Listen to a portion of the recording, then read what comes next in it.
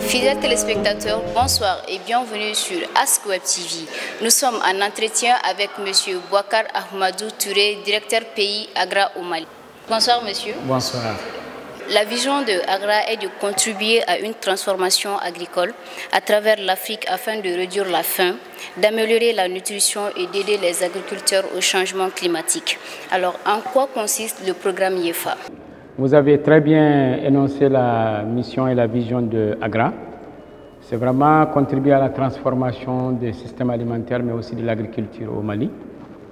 IEFA, c'est un acronyme qui est un programme de Agra en fait. C'est un acronyme anglais pour dire un programme d'entrepreneuriat pour l'agriculture, mais aussi pour l'alimentation au Mali. Donc, c'est vraiment un programme d'entrepreneuriat jeune où on veut vraiment créer des emplois, mais pas n'importe quel emploi, des emplois décents à la jeunesse. Donc, dans ça, il faut dire qu'on le fait en partenariat avec la Fondation Mastercard et Agra, donc qui se sont donné la main pour vraiment faire ce programme sur 5 ans. Les 5 années, c'est la durée aussi de la stratégie de Agra qui va de 2023 à 2028. Donc, ce programme IEFA est vraiment dédié aux jeunes et aux femmes. Mais aussi, parmi ces groupes cibles, il y a tout ce qu'il y a comme les personnes déplacées internes, mais aussi les personnes vivant avec le handicap. Ce sont vraiment nos cibles essentielles. Donc, on veut atteindre 1 million, plus d'1 million de jeunes hommes, des jeunes dames, mais aussi des personnes vivant avec le handicap ou des personnes déplacées. Des jeunes déplacés. Maintenant, on veut en même temps avoir des jeunes au travail de près de 500 000 et 260 000 doivent être vraiment de l'emploi décent, c'est-à-dire c'est du travail qui est à la fois procure des revenus, mais ça donne du respect parce que tu le fais comme métier, mais tu es honorable aussi là-dedans, c'est-à-dire ça t'honore et ça contribue à ta vision, c'est-à-dire tu aimes et tu le fais, tu ne le fais pas par défaut. Voilà ces 3 critères plus les revenus qui doivent être stables, qui font qu'un travail soit décent. Ce n'est pas les travaux ou bien le travail précaire qu'on veut faire à travers ce programme. Donc, c'est un programme qui, on vient juste de le lancer dans les régions et aujourd'hui, on a fait le lancement au niveau national. Merci. Avant le lancement du programme IEFA au Mali, Agra organise une série de réunions pour les jeunes et les principales parties prenantes. Alors, quelle est l'importance de ces réunions? Merci beaucoup. Agra est vraiment très spécialisé dans les rencontres de haut niveau. Une des rencontres de haut niveau et un forum de haut niveau qu'Agra organise, c'est l'AFS, qu'on appelle AGRF, qu'il fait, c'est un sommet africain sur le système alimentaire.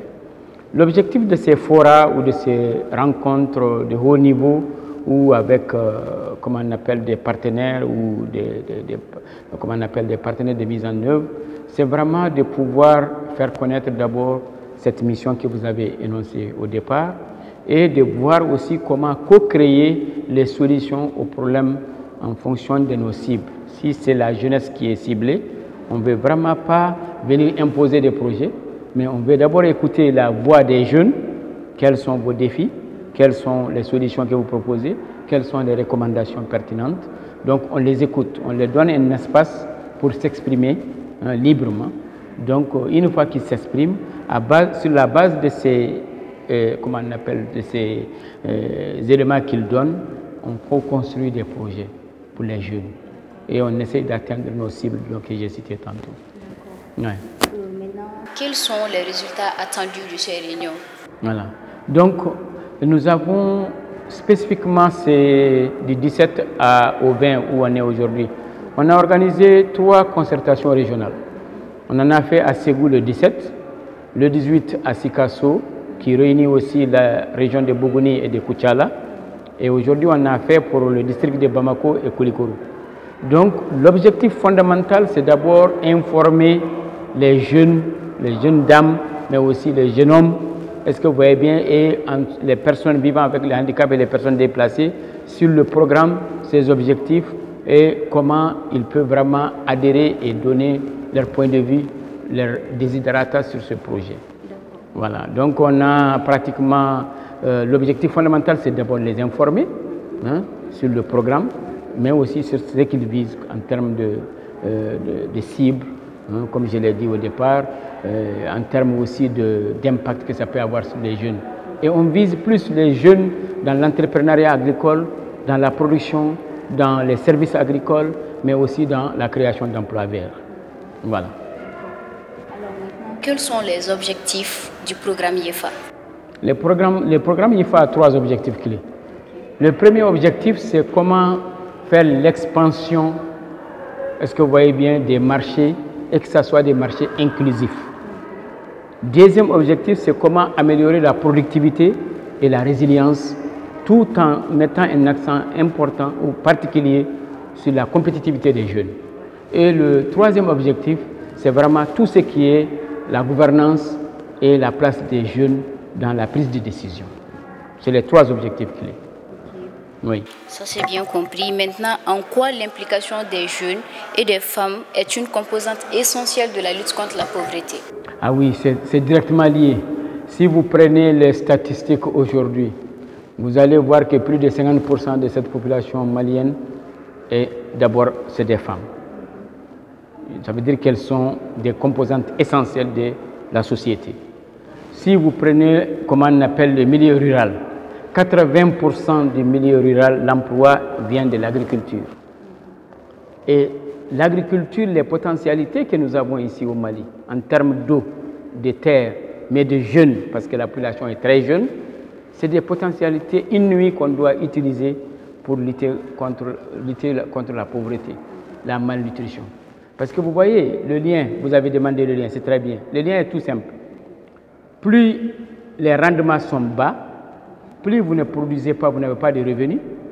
Et plus vous n'avez pas de revenus, plus vous tombez dans le cercle vicieux de la pauvreté, mais aussi de la malnutrition. Plus vous produisez, plus vous avez un rendement élevé, plus vous avez la possibilité de vendre le surplus, disposer de revenus, et que ce soit des revenus fiables, et sortir de la pauvreté. Vous voyez le lien? Oui, c'est direct. Oui, merci. À présent, quels sont les défis et perspectives pour améliorer les possibilités d'emploi des jeunes et des femmes en renforçant l'entrepreneuriat des jeunes pour l'avenir de l'alimentation et de l'agriculture? Oui, franchement, en termes d'impact de ce programme, nous avons vu avec les concertations régionales et nationales qu'on vient de tenir, c'est que ces 500 jeunes, parce que c'est environ 500 jeunes femmes, jeunes hommes qu'on a pu toucher, d'abord ils prennent conscience de leur rôle et ils s'engagent. L'engagement des jeunes. Est-ce que vous voyez bien? Première chose. Dès qu'ils s'engagent, on ne les a pas imposé des défis. Les défis qui font qu'ils n'arrivent pas à s'engager correctement, ce sont ces défis qu'ils ont exprimés. Donc nous allons prendre ces défis et contraintes et les solutions qu'ils ont proposées pour vraiment voir comment ce programme peut les solutionner. En créant, en donnant la créativité de la jeunesse, mais aussi en les donnant les moyens pour pouvoir vraiment résoudre ces problèmes. Donc c'est ça l'objectif fondamental de ce programme.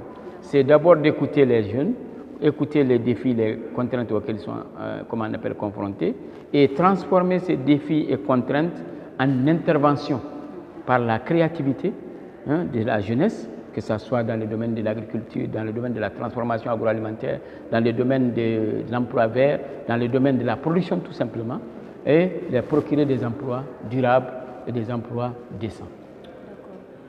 Maintenant, quel message vous voulez lancer aux jeunes et aux femmes? Vraiment le message clé que je lance aux femmes, mais aussi aux personnes vivant avec le handicap, c'est de comprendre que ce projet est là pour eux. Pour vraiment les aider à sortir de la pauvreté, comme on l'a dit. On ne va pas dire qu'on va tout de suite prendre la personne et on le sort. Non, c'est des processus, mais on va vraiment, ce programme est là pour les accompagner à sortir de la pauvreté, mais surtout à les doter de revenus suffisants, est-ce que fiables, et en exerçant des métiers dignes, des métiers qui font qu'on va te respecter, mais aussi des métiers qui vont avec votre vision. Parce que vous-même qui donnez les problèmes et les solutions aussi, c'est vous qui les supposez. On n'impose rien. Donc vraiment, le message clé, c'est de leur dire que ce projet est là comme opportunité, qu'il faut vraiment saisir. Il faut vraiment saisir ça pour les femmes spécifiquement, mais aussi pour les personnes vivant avec le handicap ou les personnes déplacées. C'est une vraie opportunité qu'ils doivent vraiment saisir pour sortir de leur situation de départ. Ouais. Ceci met fin à l'interrogatoire. Merci beaucoup à vous pour votre disponibilité. Fidèles téléspectateurs, ceci met fin à notre entretien avec M. Bouakar, directeur pays Agra au Mali. Merci à vous, M. Bouakar, d'avoir accepté notre invitation. Merci, c'est moi qui vous remercie. Merci. Merci.